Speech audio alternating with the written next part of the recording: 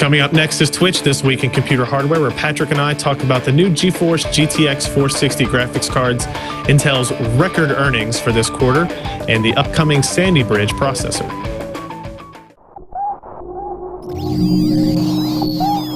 Netcasts you love.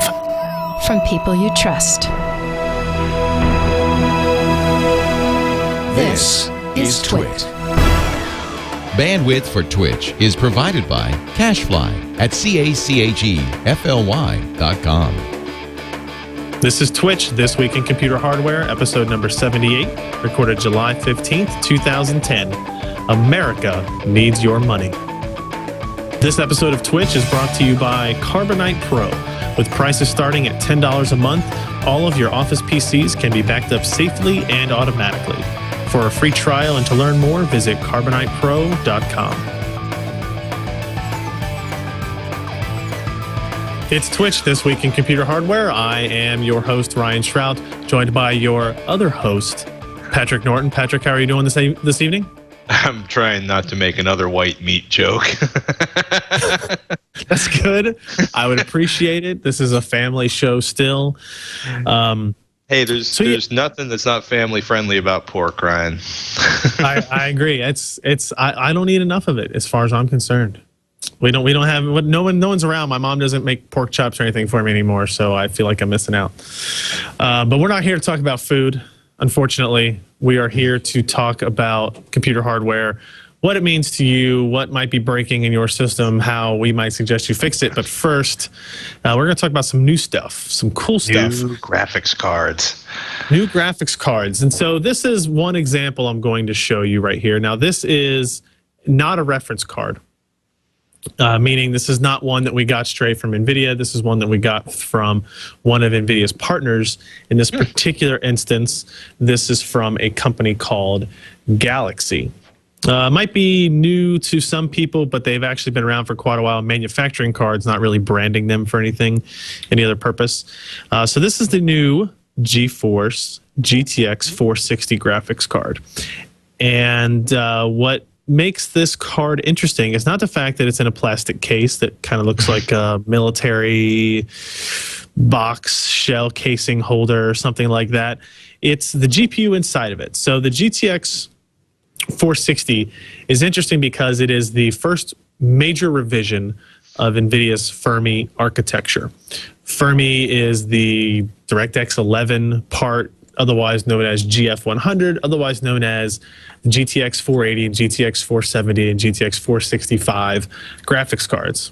We've talked about them on this show. I'm sure most people who are watching this or listening to this have seen reviews, seen articles about the family of products from NVIDIA based around Fermi architecture.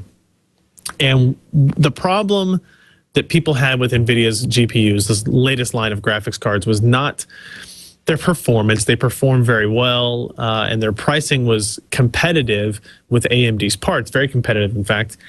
What the problem that people had was with power consumption, heat, noise, all things that are all very associated with one another, right? Usually if you have a very hot chip, you have a very noisy fan, and you have a very high power consumption part.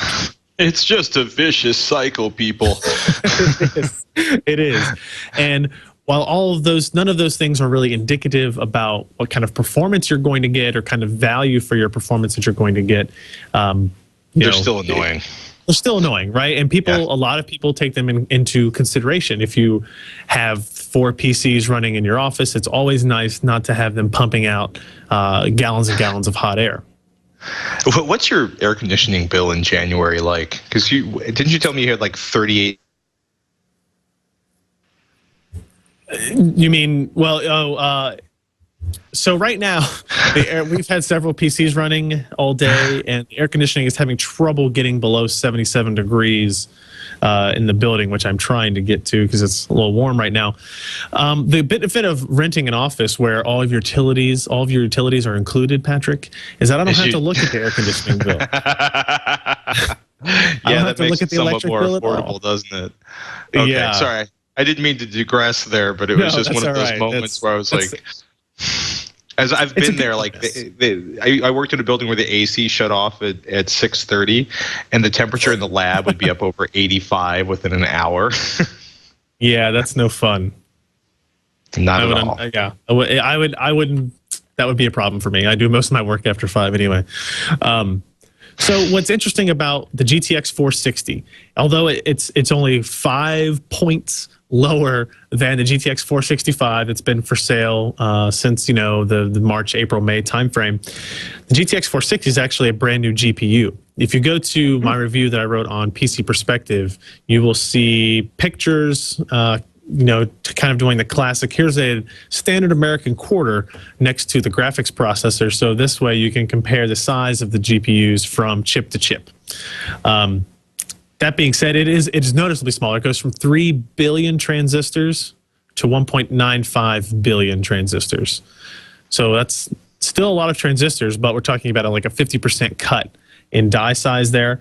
And they didn't just kind of take the GPU, cut 50% off, and say, here you go with the part. They actually did a fair amount of re-architecting in terms of balancing shader units with tessellation units, with texture units, and all the kinds of bits that make up the GPU inside, and help indicate what kind of performance levels you're going to get and that kind of thing. They did a fair amount of re-architecting, and what they did was somebody said last night to me that what they did was Fermi was really built, the big version of Fermi, the 3 billion transistor chip, was really built for high performance computing, general purpose computing, not necessarily gaming. It was built for scientific computing and server workloads, and oil companies that want to use it, and medical imaging companies that want to use it, and that kind of stuff. But this chip, they have really kind of re-architected for games specifically. And because of that, what we are seeing is much better power efficiency for gaming workloads. Now, this is not a super high-end card. You're going to find these ranging from $199 to about $250, depending on what kind of frame buffer you get, 768 or 1 gig, and depending on if it's overclocked or if it's stock clock speeds. So we would consider this to be a mainstream graphics card, a mainstream gaming card, kind of in that $200 price range. So it's lower performing than the GTX 480 and the GTX 470 based on the numbers. We would hope that would be the case, so it would be more confusing. It'd be like an Intel processor lineup or something like that. But it does very, very well for what it costs in relation to, I think what people want to know is the ATI AMD $200 graphics card is the Radeon HD 5830, and the GTX 460 pretty much beats it across the board, sometimes by a significant margin. This is a game changer for nVidia in this particular price segment. I mean, this makes nVidia not only becomes competitive, but they're actually taking a lead, which is, and maybe it's because I'm not, following 3D graphics as tightly as I used to, but it seems like nVidia hasn't had a strong lead in a while in any of the normal price performance categories. No, you'd be correct. Since the release of the AMD 4000 series of graphics cards, I would say that yes, AMD had a significant advantage in kind of price performance per watt, mind share with consumers, that kind of thing. And nVidia really struggled because their DX11 capable parts were very, very late as well. Right. The 5000 series came out in September of last year, and we didn't see our first NVIDIA DX11 ready parts until March. And that's, you're talking about 6 or 7 months or so. In the world of graphics cards, that's a significant amount of time. Where that's a generation. That's like a whole generation of rev, and hopefully getting at least one giant chunk of your user base to upgrade to the card that they just kind of missed out on. Right, exactly. Now that NVIDIA has a full kind of family of these graphics cards, they are head to head. They're actually coming out ahead of AMD when we look at cost per performance per dollar, not in terms of performance per watt. They're still behind in that. NVIDIA has been aggressively kind of dropping prices, whereas AMD's prices have been almost identical since they were released in September, October, and November, which is a little bit unnerving. Hopefully we'll see AMD kind of react to these releases and drop some prices as well. But the GTX 460 is really the $199 market is kind of like the meat for graphics card vendors, right? I mean, $600 graphics cards are great. $400 ones sell a little bit more, but really $200 is a significant portion. If you really want to get down to it, the $100 graphics card sells, 6 or 7 times as many as the $200 graphics cards. But those people usually aren't gamers in the strictest sense of the word, right?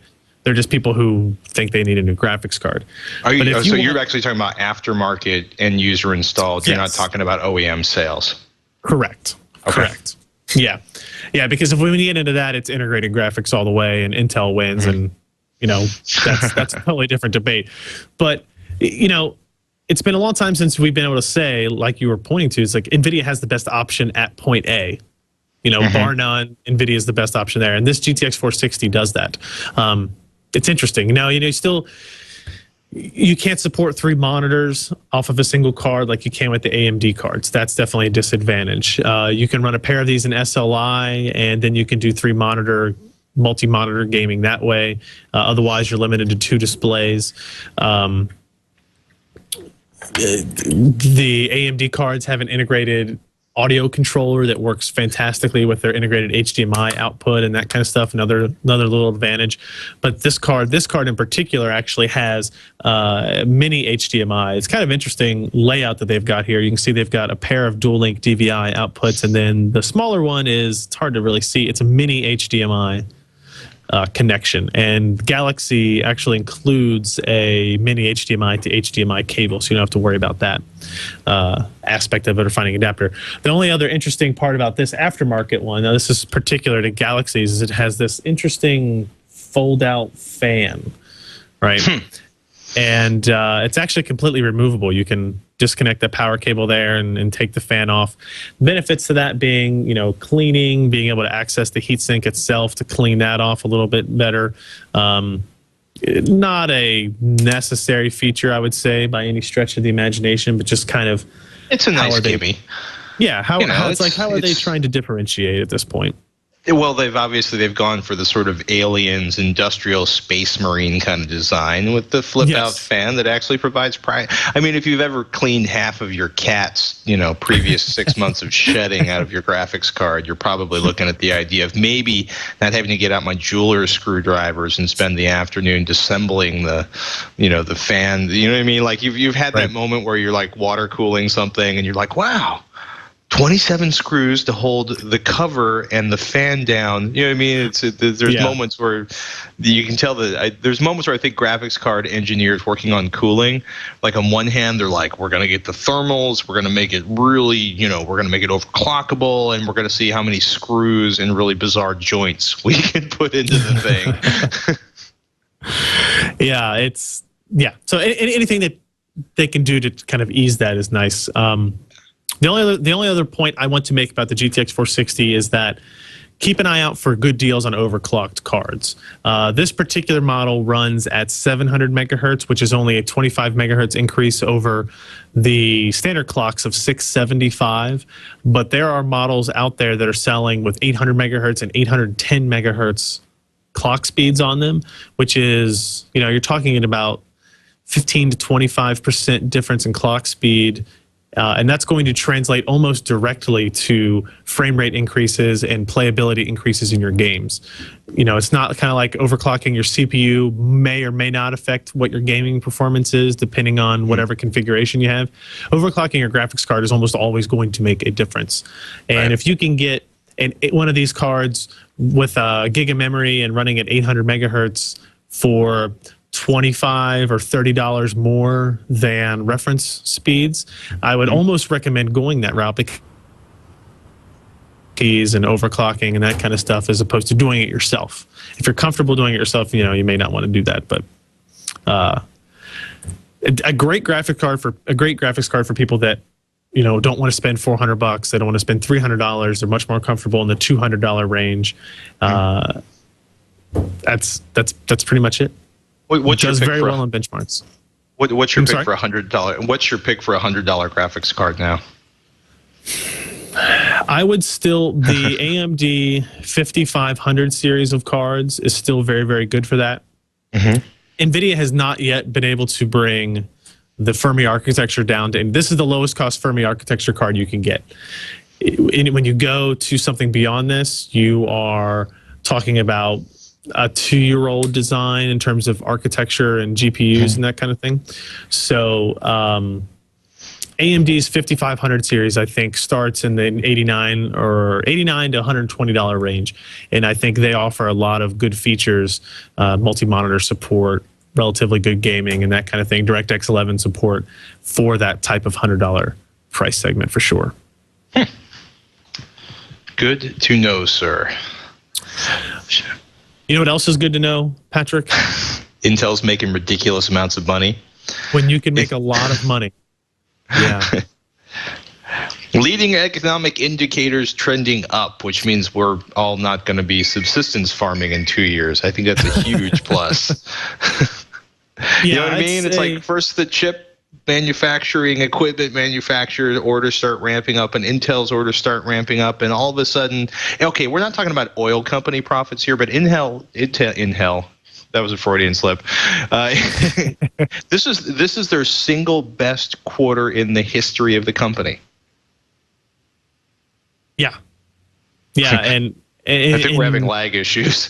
Yeah, the single best quarter they've ever had as a company in a quarter that is traditionally not supposed to be very good, right? Q2, everybody's looking at the credit card receipts from Christmas, and nobody's buying anything because they're saving up for their summer vacation. Q1, you still have people spending their Christmas money, but Q2 is it's 10. Actually, we are talking about oil company money. 10.77 billion in revenue. Oh, excuse me, net income of $3 billion. So it's not quite oil company money yet. Right. I mean, this is piddly compared to them, but. This is, yeah. Wow, AMD's only doing about $1.5 billion in revenue. Only. Yes, only.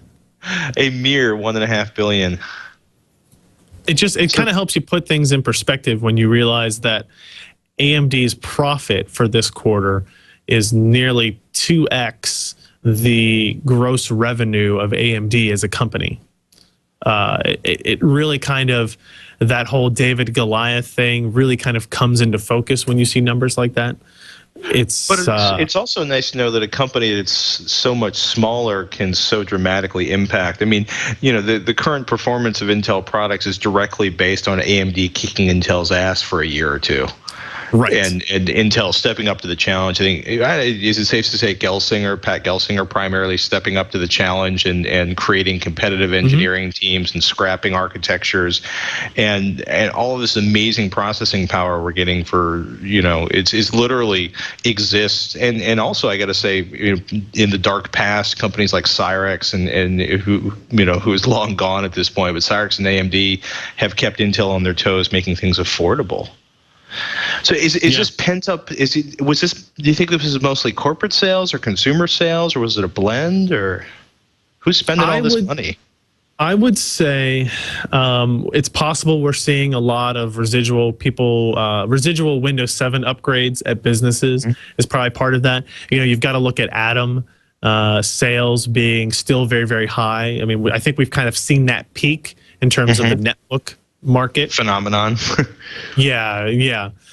That is kind of slowly dying away as CULV and higher performance parts kind of creep into that. But it's like anytime we talk about a market going up or down, Intel's always on top of it. So on one hand, Intel doesn't really care where people are buying computers as long as they're buying Intel computers, Intel-based computers. So, the big worry for Intel in terms of financials at this point is ARM, cell phones, iPads, slate things that may not be using Intel architectures, and that's why they're pushed into the Morristown architecture and that type of thing, where they're desperately trying to get a foothold in that because I don't have because any all numbers those offhand. iPhones and all those iPads are using ARM processors, or because the Yes. Apple processor is an ARM processor with modifications by a company that Apple bought because the ARM architecture is licensable.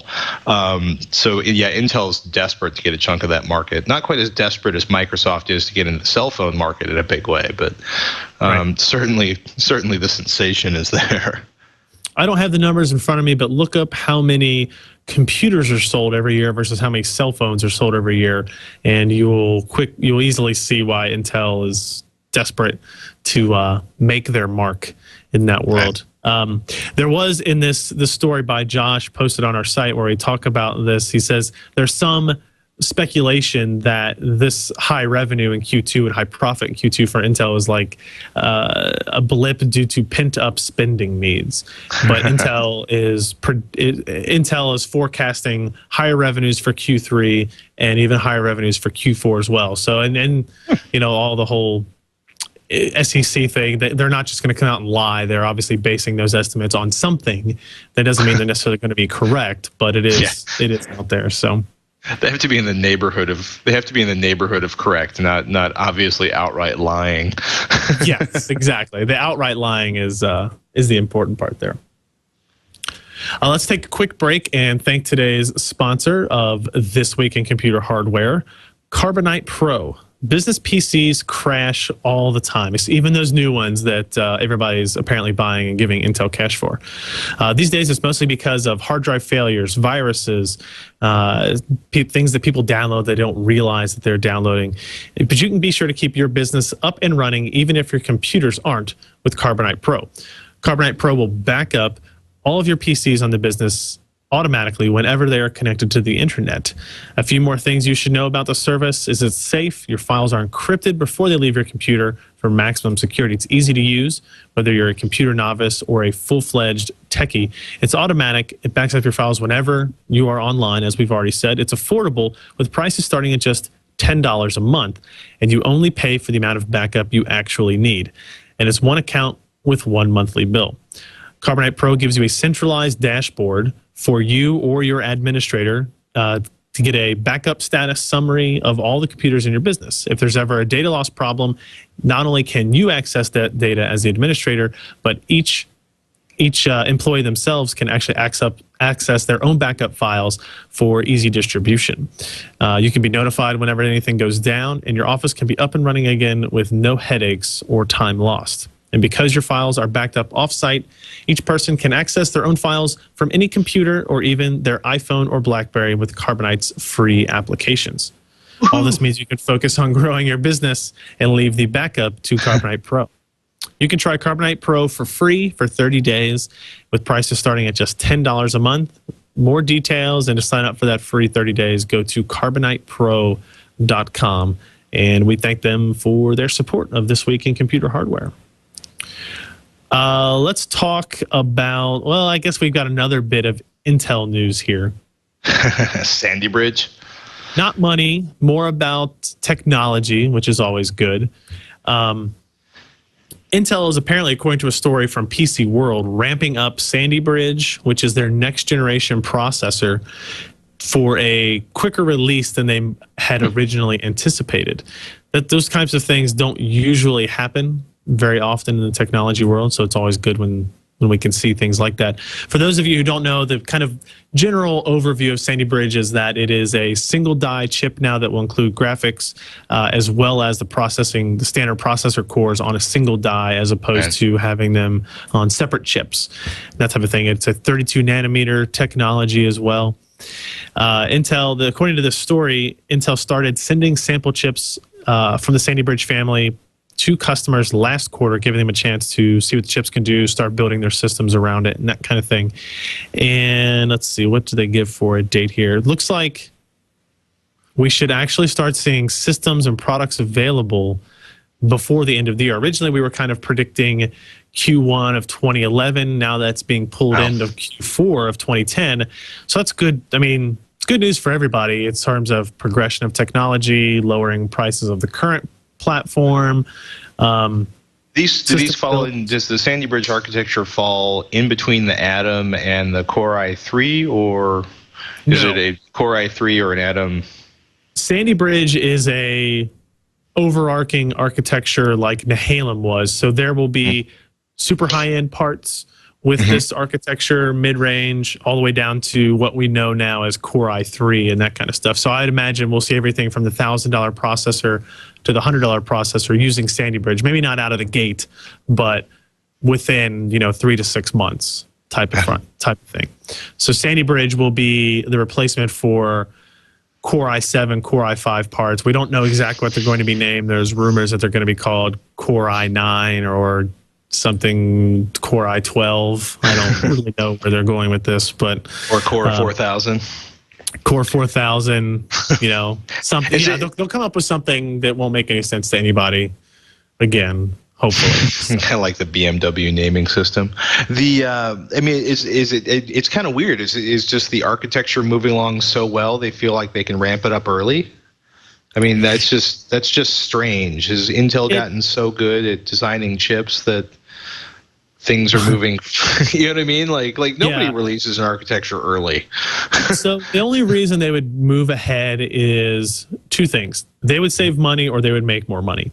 And I think it's more along the lines of saving money because as it stands now, the Core i5 and Core i3 parts that have integrated graphics with their standard processing cores, they have a 32 nanometer processor die on it and a 45 nanometer graphics and memory controller die on the same package. This is all about getting everything on the 32 nanometer and maximizing the number of chips per wafer. Correct. Correct. Okay. And we would think that would be less complicated in the manufacturing process because you don't have to worry about putting two dies on a single substrate and that type of thing. It should be simpler, as long as they're confident where their yields are and everything like that. And if they're moving schedules forward, that would definitely mean that they are more comfortable with their yields than they had anticipated. So they're like, okay, well, why not start moving things over and saving money for similar or better performing parts that will fit in the same processor socket, probably, that type of thing. So it's all good news. Now you posted a link in here, something about owning your cable modem. Is it time to upgrade? Now, this is something I'm interested about because I've never owned my own cable modem. I've always just taken whatever the cable provider. Do you know what you pay monthly for your cable modem? $5 a month. $5 a month, so $60 a year. Yeah, I think it's $5 a month, something like that. I've seen it anywhere from $3 to $6 a month. So let me pull up the Motorola. And every time I see cable modems for sale, like at a Best Buy, I'm always like, man, who would want to buy a cable modem? Cheap people like me who are trying to keep. I have seen benefits where if you can modify firmware and kind of get some extra added benefits out of it. I've never really kind of gone down that route. But you're saying there's also like a financial benefit to it. That was I mean, for me it was purely the idea. I could buy a cable modem for 60 months. Why on earth would I pay Comcast $5 or $6 a month for the privilege of renting a piece of hardware that's statistically incredibly unlikely to die barring a lightning strike? You know what I mean? Like, what's the last time you got an email, dude, my cable modem died? What should I do? But it was interesting is there's three things coming about is because I was moving to we're moving to a new apartment recently, had to get the cable moved over, and I had been playing around with a upgrading to a DOCSIS 3 modem because I have an older cable modem, and of course upgrading to the DOCSIS 3 modem, and I got full performance out of my line finally. But it was interesting as part of that as I was looking like, okay, I was looking to replace my old cable modem. I stumbled across something I found again recently is mydeviceinfo.comcast.net, which is sort of a beta version, but it lists it's a beta of a website they're putting together, but basically it lists all of the cable modems that they know of and its current status. Most importantly, about whether it's DOCSIS. Pardon me, everybody. Whether it's DOCSIS 1, 2, or 3, and of course for the Blast Ultra at Extreme 50, you need a DOCSIS 3.0 modem. What also is interesting about it is there's a column all the way on the right of the page that is the end of life column, and it basically tells you when they stop supporting. Because generally speaking, DOCSIS 3 modems, the firmware has to be pushed by the cable members, by your cable, your MSO basically has to push the firmware updates to it. So you'll see like a lot of older modems have been end of life for one reason or another.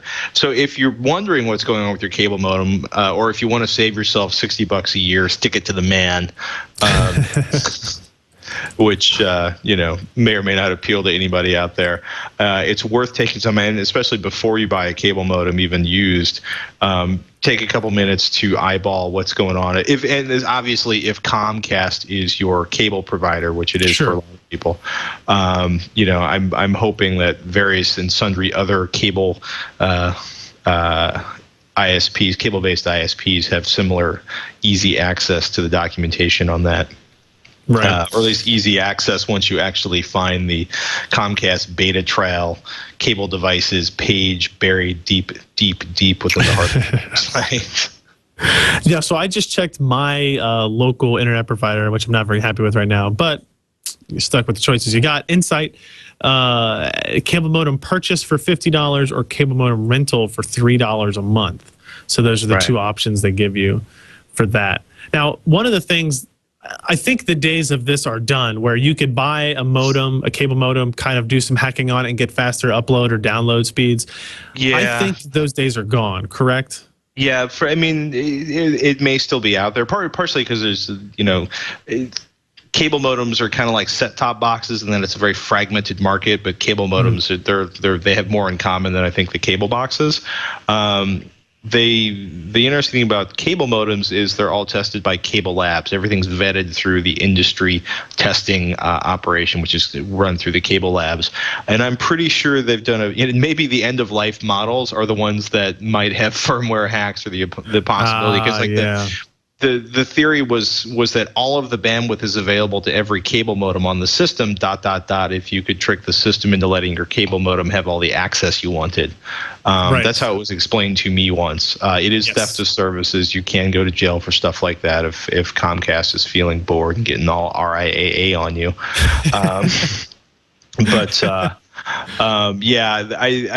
I've never seen anything. In theory, once you've got a DOCSIS 3 modem that is still supported, in theory, there's not going to be any performance difference between cable modems. I have never known anyone to actually test the reality of that, but at this point, I dare say it's a fairly, because I'm looking at like this giant list of Motorola cable modems in the section in here. And, at this point, the cable modem, the receiving end of the cable modem is pretty stone age in terms of technology. There's not a lot of bleeding. Yep. Nobody's putting 3.9 billion transistors in a cable modem to get it, 200 kilobits per second more. You're pretty much getting your speed. So it was for the hackers out there that don't mind the risk of going to jail, the days where you could get one of those illegal black boxes for your cable services and that kind of stuff, and same thing with your cable modem, all those days are done when they started moving all those controls to in-house as opposed to sitting outside your own house. So well. Figure. Have you thought about, do you currently use a cable modem or do you use DSL for the service there? Cable at both my home and the office here. Have you looked to see if there are any regional providers that do like ADSL 2+? No, I have not. Because I came really close. Unfortunately, it's not available in my particular neighborhood yet, but it was interesting. There's a regional DSL provider here in the Bay Area, and it's amazing to look at the ADSL 2+. Lets you get up to like 30 megabits per second down. The upload speeds aren't as hot. You're looking at like 1 to 2 megabits per second upload maximum. But you're talking about like if you do dual pair, there's no month. You basically don't need to have a phone line. You don't have to pay a monthly fee. But you're looking at 18 to 30 megabits per second as a maximum download speed. I think right now what I'm waiting for is our local telco provider, Cincinnati Bell, is installing fiber throughout the region. And Dream of fiber. I've seen new telephone poles going in off the main road where I live, and I'm kind of hopeful that by the end of the year, I'll get that magical email that says, I've signed up for their list to be notified when it's available probably 30 times. Congratulations, Mr. Shrout, Cincinnati Bell. Fiber Service 4000 is available at your home. Should you choose to enlist in Fiber Service 4000? Yeah, I'd go with fiber in a heartbeat if I ever lived anywhere where they actually pulled fiber to the house. It would be nice. It would be nice. You know what else would be nice? Finally having a press conference to announce something about your phone that many people have been complaining about. So I'm sure most people who are listening to this, either live or if you're downloading it, this press conference has already happened. But Apple is holding a press conference about the iPhone 4 on Friday. We don't know exactly why. There's rumors of a recall. I can't see that happening for any amount of pressure in the world. Will they announce that they're going to give everybody free bumper cases? Or, as I predict, will Steve Jobs stand up in front of everybody, give us the middle finger, and say, our phone works fine, you're all idiots? Well, it's really funny, right? Because we're talking in Texilla this week because of HTC is having supply issues, primarily with touchscreens, and they're looking for multiple vendors because it's like Samsung touchscreens are back-ordered, so they're short in supply on the Evo 4G, and I want to say the Incredible, which are two of the slickest, coolest, most amazing Android-based phones out there. The Droid X is out this week, and it's looking fantastic. I know Sasha Sagan over at PC Mag had a great write-up on it, was absolutely thrilled with it. If you're on Verizon, it's worth looking at. And Apple's been, Apple, right? The Steve Jobs reality distortion machine. Apple has this highly groomed collection of very tame reviewers. They've played around with some sort of expanding the group of reviewers, but they've gotten between like Anand's testing, Consumer Reports, for people like to talk smack about Consumer Reports, but they are very old school and very hardcore. They have basically a Faraday cage with a microcell in it. They do full-on testing. They've verified that the dropouts exist with and you can detect them with the right equipment, and B, that the 4-point, because Apple's like, oh no, you're not experiencing dropped calls. It's we talked about it with Anand, right? It's basically how the problem isn't dropped calls. The problem is that we're reporting too many bars when they're basically saying we're reporting too many bars, and everybody's like, I can't say that phrase on a family-friendly show, but you all know what I was thinking. So, I mean, Dave Weiner, who's a big blogosphere kind of like pundit guy, basically said that this, Apple's comeuppance is coming. They've been too high-handed for too long. They have no idea how to basically respond appropriately. There's been some legal action. There's class action lawsuits banding together because people are so upset about this, and lawyers smell money. Yes, exactly. But the end result of it is Apple sends out to its list of usual suspects that they're holding a press conference on the iPhone 4 on Friday. And it's either Steve says we're all insane, or Apple does a recall, which is fiscally daunting. Apple's got Apple's capitalization. There's Apple, who was 10 years ago was a company that was basically gone, that everybody had written off, which now has a greater market capitalization than Microsoft, which is to say they're real popular on Wall Street. They can't really afford $2 billion or $1.5 billion or whatever this insane number was to recall and swap all the phones, because essentially it means swapping an entirely new phone. This is like their version of the Toyota Accelerator, except stuck accelerators are a lot more serious than your iPhone. It's a little more dangerous, than a phone issue. Call me not much of a whiner, but and that's not a Dave Weiner reference, by the way, but it's going to be interesting to see what they say. Will they give everyone bumpers? Is it going to be like bring it to an Apple store and we'll shellac the outside of the case? Will it be a cheaper version of the bumper? I think it's going to be really interesting. The thing I'm most curious about is whether or not, if it is a kind of negative, like dealing with the problem, will it be Steve dealing with the problem on stage? And if it's kind of like bad news and it's not Steve, man, there's going to be people are just going to explode on the Twitter. Yeah, so yeah, I would be surprised if he were actually the one up there delivering. If there's bad news, I would be surprised if he were the one up there. I would be pleased if he was willing to deliver the bad I would news. be as well, but I would be surprised. You're not holding your breath. So, yeah, it's going to be interesting. Should we fire up the Twitter questions? Speaking of the Twittersphere going nuts, can we say that Twittersphere? Twittersphere. I don't want to get into those kind of terms. Yeah, we can jump into those. That's not an issue. Let's see. Our first one, Zabelbach says, "Hi fellas, is investing money in a Corsair H50 cooler worth it? Thanks." Have you used any of these before? I've used similar products, and my gut response is no.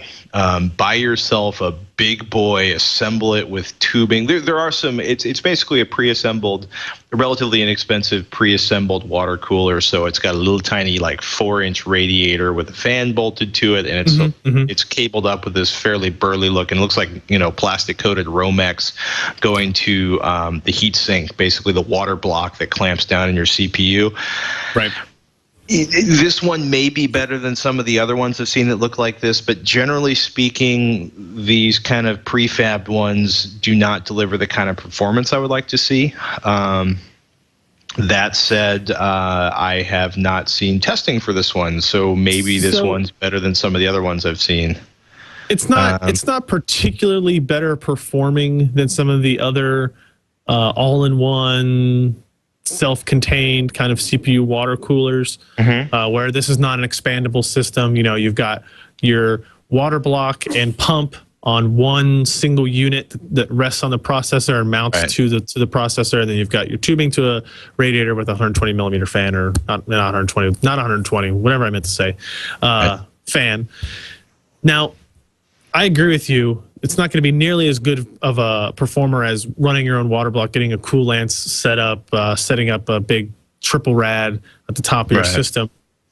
But what I have been very impressed with is how low cost these have gotten. I believe I saw the Corsair H50 selling for $48.99 after a rebate last week, which if you are, it's basically the same price as a high-end air cooler. Like if you get a Thermalright 120 heat sink or something like that with a nice big quiet fan, then you are looking at very, very similar prices. But the Corsair H50 or the Coolit ALC unit, and they have another one out as well that's very, very similar to it, they're going to perform a little bit better. They're going to be a little bit quieter. And overall, I think it's kind of like it's more geeky, enthusiast-like type product to have than just I've got a heatsink and a fan in there. I hate to slag on, because I haven't tested the Corsair H50, but I tested a similar. Generally speaking, the water blocks I saw on the integrated pump water block were atrocious. And I guess my issue is that because I'm trying to find a particular. You know how you never actually find the one air cooler you're looking at? Because I'm on FrozenCPU.com and there's 3,000 air coolers. Right. My concern is now that there's these $50 air coolers that have absolutely fantastic performance that's basically rivaling water blocks at this point. The fans are relatively quiet. I'm like, if you're going to bother, at this point, I think if you're going to bother to put water cooling in your system, and I have a water cooled system, I think you need to really get a solid, looking at the SwiftTech stuff, looking at some of the other stuff out there, because my issue is that the Core i7 throws off a lot of heat, and if you're especially if you're overclocking, and the thermals basically, if you don't pull all the heat off of the Core i7 processor, right? I got a Core i7 920. It was the entry level processor when I bought it. It's fantastic overclocking part, right? But if you don't keep the thermals down, it'll bump up to 100 degrees centigrade, and then it'll roll off your clock speed to reduce the amount of heat that's being generated. So in my case, I started playing around with these, and I went up to a much better water block, and I had built a thing on system a couple of years ago where, for my own personal amusement, I took the radiator off of a V6 Dodge minivan or something. So I had this gigantic, I had basically this gigantic electric fan integrated into a radiator bolted on the side of this Antec case. So I had a huge volume of water, number one, a huge volume of water, and two, a huge radiating surface to dissipate any heat. But even with this gigantic radiator and this huge volume of fluid, this cheap little water block couldn't move enough water efficiently enough across the surface of the CPU to actually dissipate the kind of thermals it needed to have it run efficiently. So, I want to say go for a more, see who's tested stuff, but I'm really saying spend a little bit more money and get a much better water block and a much better pump. It's a pain to have a separate pump and configure it. Yes, but it is. Performance is going to be so much better. I can't argue with performance being so much better, but it's certainly much harder to do.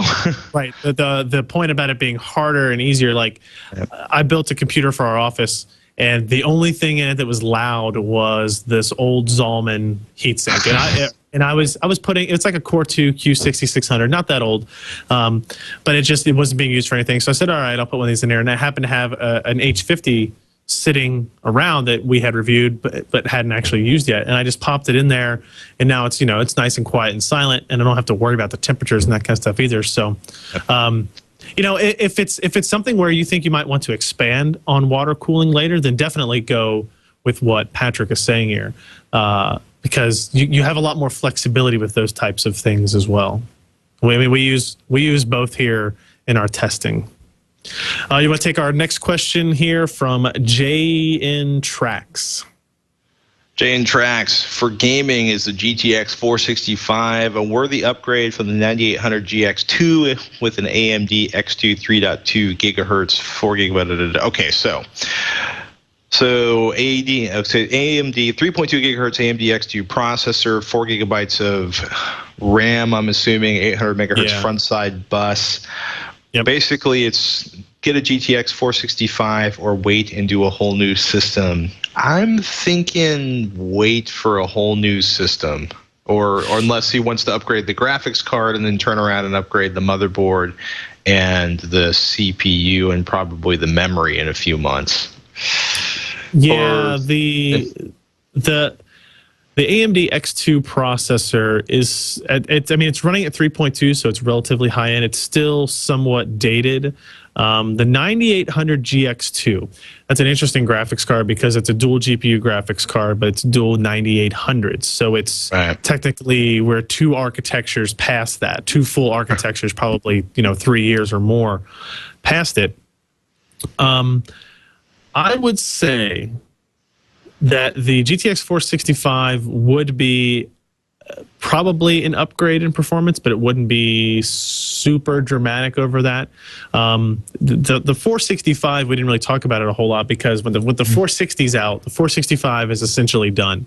What's out there in the market, they're going to continue to sell, obviously, but once they're gone type of thing. So I would look at either getting one of the higher overclock 460s, or maybe even a 470 if you could spend another $80-90 or so, and then see if you're gonna wait and to get a whole new system, then you're gonna have to buy a new graphics card anyway. So if you're gonna, might as well buy a new graphics card now and see if that gives you a significant enough performance advantage over your current configuration. Otherwise, if it doesn't, then you'll have to upgrade your processor and motherboard and that kind of stuff. So it sounds to me like you're either going to buy all of it or some of it now and more of it later. Yeah. I don't think there's nothing kind of right around the horizon in terms of graphics cards that will change your mind likely, and probably in the next 4 to 6 months.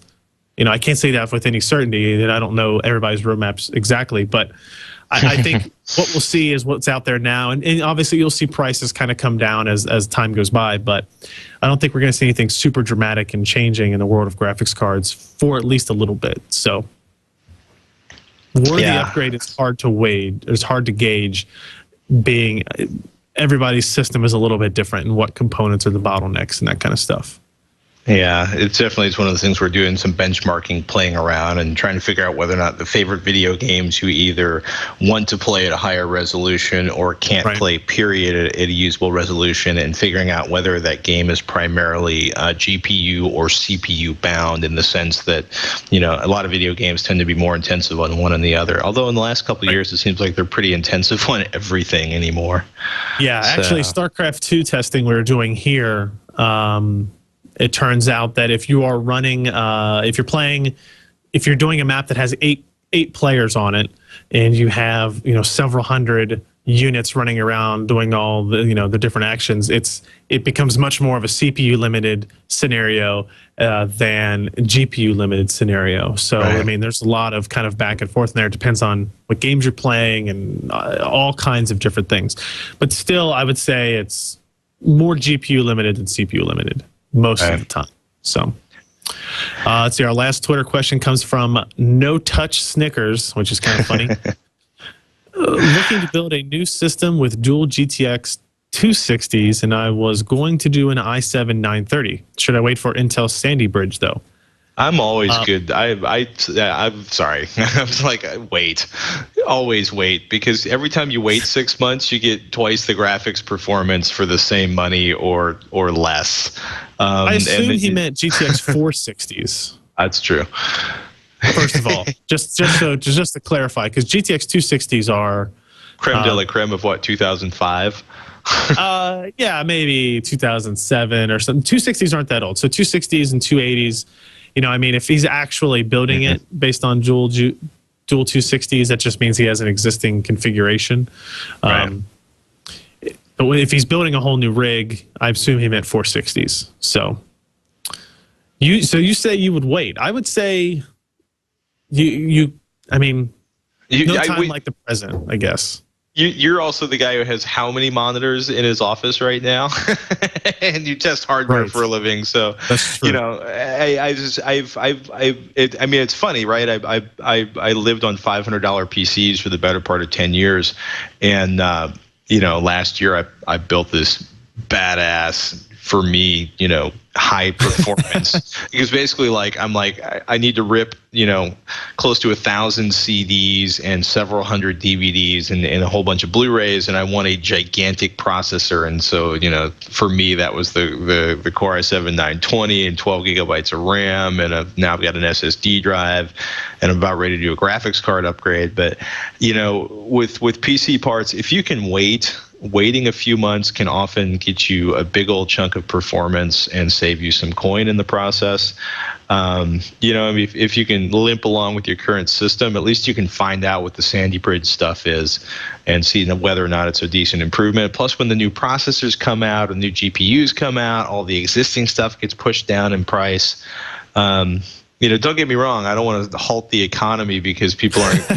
I don't want to screw up Intel's Q4 or Q3 because I told people to wait to buy, CPUs. Yeah, and they're GPUs, going to blame you for this. Yeah, I'm going to get a personal letter from Intel. But yeah, if you can wait, especially like hard drives too at this point, just leap in ridiculous ways. 3 terabyte hard drives are out, months before anybody expected it from Seagate of all people. I'm going to say sit back, save up some more money, keep an eye on what's coming down the pipeline. But I'm patient that way. Titus in the chat room actually had a suggestion that if while he's waiting, maybe overclock the existing rig a little bit, spend a little time playing with it. We could even say that to the guy in the previous question. Maybe try overclocking that Athlon X2 processor to 3.8 gigahertz or something like that. Do some research in forums and all that kind of stuff and figure out what is safe and capable of it's running at, and play around with that a little bit. Definitely. Thermalright Code Gauge True Spirit, by the way, was the air-cooled. Right. And how much is that? It's down to $40 now. Okay. And it's a fantastic cooler. Actually, Kyle over at Hard OCP, his crew did a pretty good write-up on that, and it's a ridiculously the Code Gauge True Spirit is basically Thermalright engineering. It's a ridiculously inexpensive, really nice air-based cooler. But yeah, I'm actually redoing the water cooling in my system because the little, the water blocks, the water blocks that I have with the integrated pumps just aren't moving enough heat off the CPU. I'm also trying to overclock a Core i7 920 by 30%, so my thermals are a little ridiculous at this point. Nice. Maybe I'm just too extreme. Hey, there's no such thing as too extreme. But just don't bring down the whole economy because you want people to wait for their upgrades, all right? Ladies and gentlemen, mortgage yourselves to the hill to sell the cat and scrimp on the children's education. Buy yourself new computers now because America needs your dollars. Exactly. Couldn't have said it better myself. All the companies involved will appreciate your taking on their stance behind everything.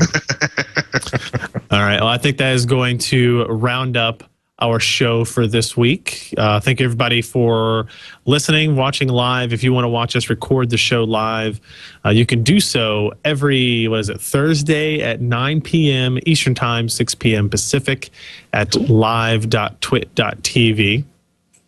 And you see, for me, I'm Ryan Shrout. You can find my work and the stuff that I do at PC Perspective, which can be found at pcper.com. And if you want to participate in our Twitter questions, you should follow me on Twitter, just at Ryan Shrout. I'm not very creative that way. And usually sometime on Thursday, I will ping everybody who's following me and say, hey, if you've got questions for This Week in Computer Hardware, let us know. Now, Patrick, where can we look to find you other than this one show here? Techzilla, TEKZILLA.com. That's the show I host with Veronica Belmont. We're all about all kinds of tech, software, hardware, toys, gadgets, goodies, how to make your stuff work better, and how to buy the best new stuff. And, of course, HD Nation with Robert Heron is a show we do where it's all about high-definition content and home theater gear. And the reason my eyes keep glancing down is because I found my water block, my own personal water block, which is an EK Supreme HF Universal, which I dropped much more than the $80 that it currently costs at FrozenCPU.com. Yeah, we get that a lot. That is the downside of being tech enthusiasts, I guess. So but I'm telling you, that is a fantastic water block if you want to really suck the heat out of something. So sounds good. I basically have to patch that into my Blackbird case while still using the integral reservoir / radiators inside of that. I'll take pictures for next week. Do that. Take pictures. We like pictures. Pictures and videos we can do. All right. So thank you guys again, everybody, and we will see you next week on Twitch.